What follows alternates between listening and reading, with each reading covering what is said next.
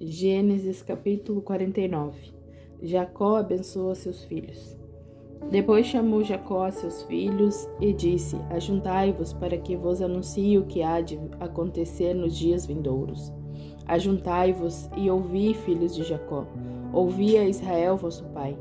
Ruben, tu és meu primogênito, minha força e as primícias do meu vigor, o mais excelente em alteza e o mais excelente em poder. Turbulento como as águas, não serás o mais excelente, pois subistes ao leito de teu pai, subiste à minha cama e o desonraste. Simeão e Levi são irmãos, as suas espadas são instrumentos de violência. No seu conselho não entre minha alma, com a sua congregação minha glória não se ajunte, pois no seu furor mataram homens e na sua teima aleijaram touros. Maldito seja o seu furor, pois era forte, e a sua ira, pois era dura. Eu os dividirei em Jacó, e os espalharei em Israel. Judá, a ti te louvarão os teus irmãos, a tua mão será sobre o pescoço de teus inimigos. Diante de ti se inclinarão os filhos de teu pai.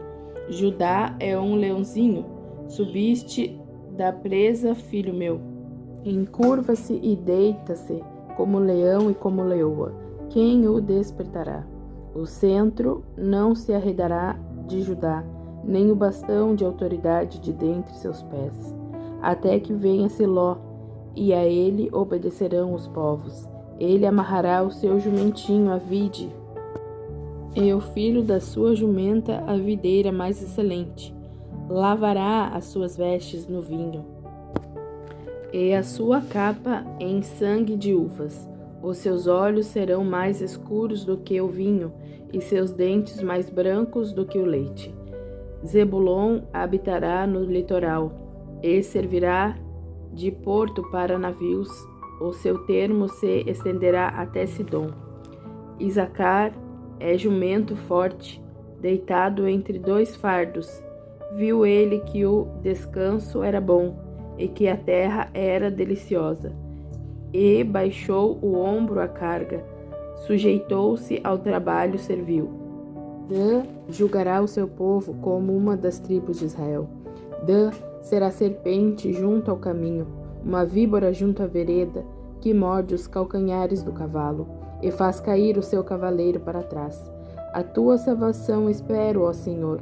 Quanto a Gade, uma guerrilha o acometerá, mas ele acometerá por fim. De Asser, o seu pão será abundante, e ele providenciará delícias reais.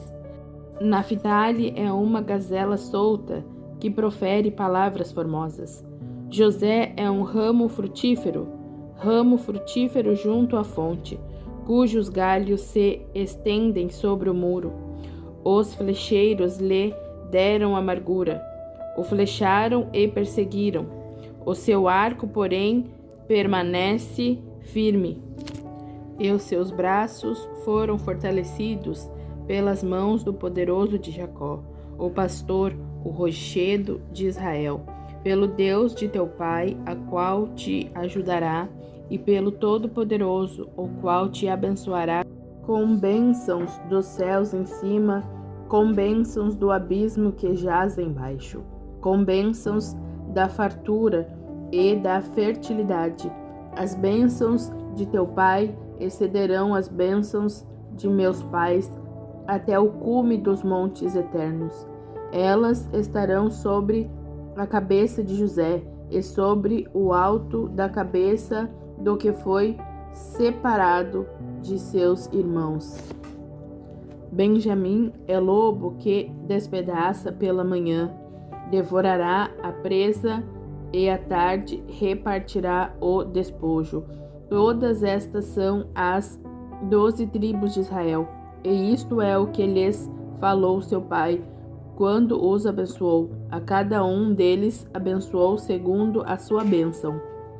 Depois lhes ordenou, dizendo: Eu estou para ser reunido ao meu povo.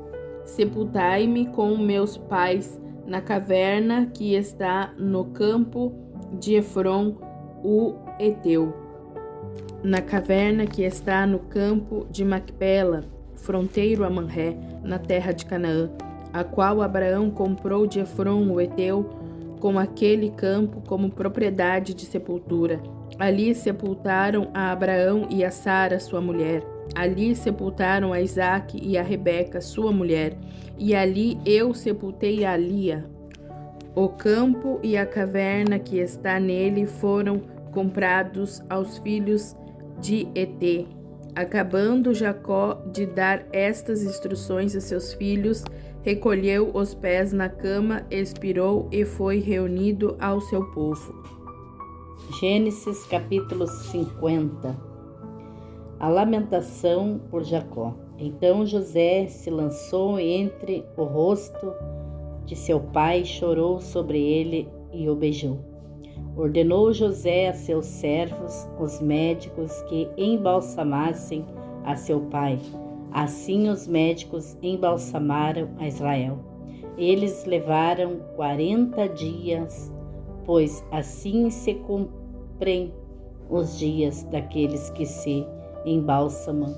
E os egípcios o choraram 70 dias. Passados os dias de seu choro, disse José à casa de Faraó: Se achei graça aos vossos olhos, rogo-vos que faleis aos ouvidos de Faraó, dizendo: Meu pai me fez jurar, dizendo: Eis que eu morro em meu sepulcro, que cavei para mim na terra de Canaã. Ali me sepultarás. Agora peço-te que eu suba para que sepulte meu pai, então voltarei.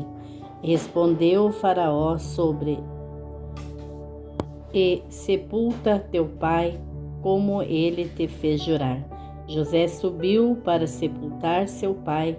Subiram com ele todos os oficiais de Faraó, as autoridades da sua corte e todas as autoridades da terra do Egito, como também toda a família de José e seus irmãos e a família de seu pai.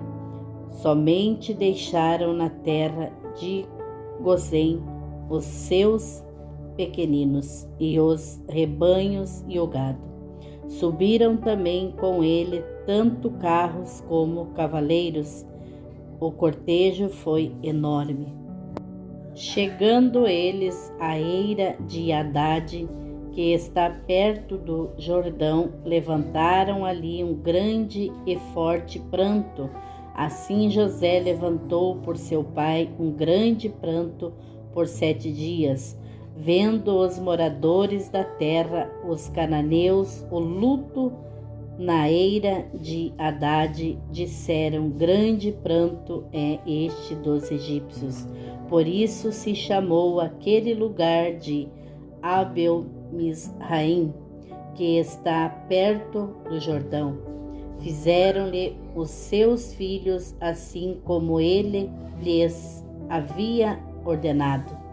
Levaram-no à terra de Canaã e o sepultaram na caverna do campo de Macpela, perto de Monré, que Abraão comprara com o campo de Efron, o Heteu, como propriedade de sepultura. Depois de haver sepultado seu pai, voltou José para o Egito, ele e seus irmãos e todos os que com ele haviam subido para sepultar seu pai. José anima a seus irmãos. Vendo os irmãos de José que seu pai já estava morto, disseram: Porventura nos odiará José e nos retribuirá todo o mal que lhe fizemos. Portanto, mandaram dizer a José: Teu pai ordenou antes da sua morte. Assim direis a José: Perdoa, rogo-te, a transgressão de teus irmãos e o seu pecado, porque te fizeram mal. Agora, pois, rogamos-te que perdoes a transgressão dos servos do Deus de teu pai. E José chorou quando eles lhes falavam. Depois vieram também seus irmãos, prostraram-se diante dele e disseram: Somos teus servos. Respondeu-lhe José: Não temais, acaso estou eu em lugar de Deus? Vós, na verdade, intentastes o mal contra mim, porém Deus o tornou em bem, para fazer como se vê neste dia, para conservar muita gente com vida. Agora, pois, não temais, eu vos sustentarei a vós e a vossos filhos. Assim os consolou e lhes falou ao coração. A morte de José. José habitou no Egito, ele e a família de seu pai. Ele viveu 110 anos e viu os filhos de Efraim da terceira geração. Também os filhos de Maquir, filho de Manassés, nasceram sobre os joelhos de José. Disse José a seus irmãos: Eu morro, mas Deus certamente vos visitará e vos fará subir desta terra para a terra que jurou a Abraão, a Isaque e a Jacó. E José fez jurar os filhos de Israel, dizendo: Certamente Deus vos visitará, e então fareis transportar daqui os meus ossos. Assim morreu José com a idade de 110 anos, e depois que o embalsamaram, puseram-no num caixão no Egito. Êxodo, capítulo 1. Os descendentes de Jacó no Egito. São estes os nomes dos filhos de Israel que entraram no Egito com Jacó, cada um com a sua família: Ruben, Simeão, Levi e Judá, Isacar, Zebulon e Benjamim, Dan e Naphtali, Gade e Azer. Todas as pessoas, pois, que descenderam de Jacó foram 70. José já estava no Egito. Faleceu José e todos os seus irmãos e toda aquela geração. Os filhos de Israel, porém, frutificaram e aumentaram muito, multiplicaram-se e se tornaram sobremaneira fortes, de modo que a terra se encheu deles. Então se levantou um novo rei sobre o Egito, que não conhecera José. Disse ele ao seu povo: O povo de Israel é mais numeroso e mais forte do que nós. Eia, usemos de astúcia para com ele, para que não se multiplique e, vindo a guerra, ele se ajunte com os nossos inimigos, peleje contra nós e saia da terra. Então puseram sobre eles feitores, para os afligirem com as suas cargas. Assim os israelitas edificaram para Faraó cidades, celeiros, Pitom e Ramassés. Todavia, quanto mais os egípcios afligiam o povo de Israel, mais este se multiplicava e se espalhava, de maneira que os egípcios se inquietavam por causa dos filhos de Israel, e os faziam servir com dureza. Assim lhes amarguravam a vida com dura servidão, em barro e em tijolos, e com toda a sorte de trabalho no campo, com todo o serviço que eram obrigados a fazer. O rei do Egito disse às parteiras das hebreias, das quais uma se chamava Cifra e a outra Puá: Quando ajudardes no parto as hebreias e as virdes sobre os assentos, se for filho, matai-o, mas se for filha, então viva. As parteiras, porém, temeram a Deus e não fizeram como o rei do Egito lhes dissera. Antes conservavam os meninos com vida. Então o rei do Egito chamou as parteiras e lhes disse: Por que fizestes isso? Por que deixastes viver os meninos?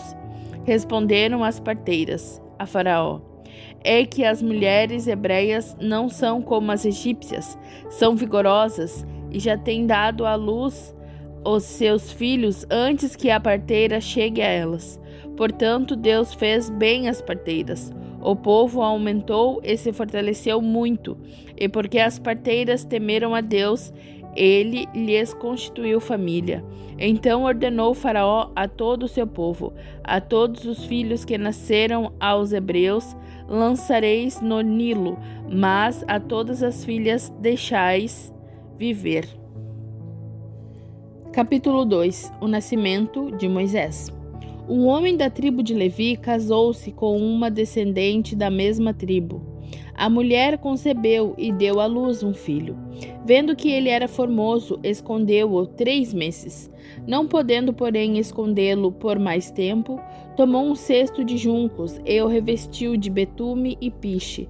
Então pôs nele o menino e o largou entre os juncos à beira do rio. Sua irmã prostrou-se de longe para saber o que lhe havia de acontecer. A filha de Faraó desceu para se lavar no rio, e as suas donzelas passeavam pela beira do rio. Ela viu o cesto no meio dos juncos e enviou a sua criada para tomá-lo. Abrindo-o, viu o menino. Ele chorava, e ela teve compaixão dele e disse: Este é menino dos hebreus. Então disse sua irmã, a filha de Faraó: Queres que eu vá chamar uma ama dentre as hebreias que crie este menino para ti? Respondeu-lhe a filha de Faraó: Vai. Foi, pois, a moça e chamou a mãe do menino. Então lhe disse a filha de Faraó: Leva este menino e o cria, que eu te darei teu salário. A mulher tomou o menino e o criou. Sendo o menino já grande, ela o trouxe à filha de Faraó, que o adotou. Ela lhe pôs o nome de Moisés e disse: Das águas o tirei. Moisés foge para Midian. Naqueles dias, sendo Moisés já grande, saiu ao encontro de seus irmãos e atentou para as suas cargas. Ele viu que um egípcio feria a um hebreu dos seus irmãos. Olhou de uma e de outra banda e, vendo que ninguém ali havia, matou o egípcio e o escondeu na areia. Tornou a sair no dia seguinte e viu 2 hebreus que contendiam. Perguntou ao culpado: Por que feres ao teu próximo? O homem respondeu: Quem te pôs por líder e juiz sobre nós? Pensas matar-me como matastes o egípcio? Então temeu Moisés e disse: Certamente tudo foi descoberto. Ouvindo, pois, Faraó este caso, procurou matar Moisés, mas Moisés fugiu da presença de Faraó e foi habitar na terra de Midian, onde se assentou junto a um poço. O sacerdote de Midian tinha 7 filhas, as quais vieram tirar água e encher os bebedouros para dar de beber ao rebanho de seu pai. Então vieram os pastores e as expulsaram dali. Moisés, porém, levantou-se, as defendeu e deu de beber ao rebanho delas. Tendo elas voltado a Rauel, seu pai, este lhes perguntou: Por que voltastes hoje tão depressa? Responderam elas: Um egípcio nos livrou das mãos dos pastores. Ele ainda tirou água para nós e deu de beber ao rebanho. Ele perguntou às suas filhas: E onde está ele? Por que deixastes lá o homem? Chamai-o para que coma pão. Moisés concordou em morar com aquele homem, e ele deu a Moisés sua filha Zípora. Zípora deu à luz um filho, a quem Moisés chamou Gerson, dizendo: Peregrino sou em terra estranha. Depois de muitos dias morreu o rei do Egito. Os filhos de Israel gemiam sob a servidão, e por causa dela clamaram, e o seu clamor subiu a Deus. Ouviu Deus o seu gemido e se lembrou da sua aliança com Abraão, com Isaque e com Jacó. E viu Deus os filhos de Israel e atentou para a sua condição.